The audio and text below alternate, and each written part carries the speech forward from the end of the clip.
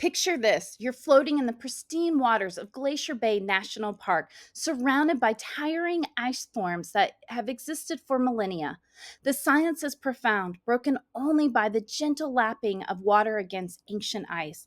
And there, just 20 feet away, a sea otter floats effortlessly on its back. In that moment, watching this creature in perfect harmony with its environment, I realized something that shook me to my core. I had become the most toxic person in my own workspace, and I work alone from home.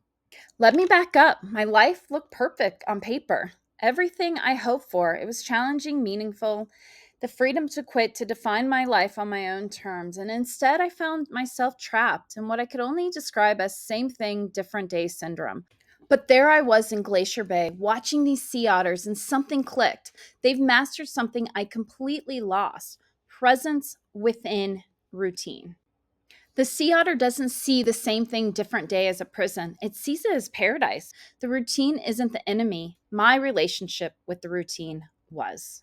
Watching these creatures, I realized that my same thing different day wasn't a bug in my new life system. It was a feature I had failed to appreciate.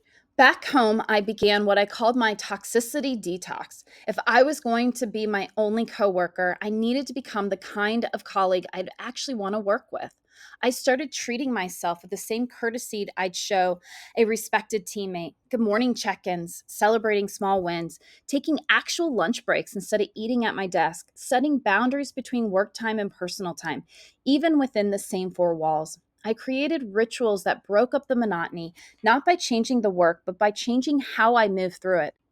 The sea otter has mastered something most humans struggle with: the art of floating, not constantly swimming towards something else, not sinking under the weight of dissatisfaction, but floating, present, peaceful, engaged with what is rather than anxious about what isn't. Sometimes the most profound transformation happens not when we change everything about our lives, but when we change everything about how we live our lives. Sometimes paradise isn't a destination, it's a way of floating through whatever you are already are. What routine in your life feels like the same thing, different day? What would you change if you approached it like a sea otter? Share your thoughts below, and always subscribe and share to someone who could appreciate this.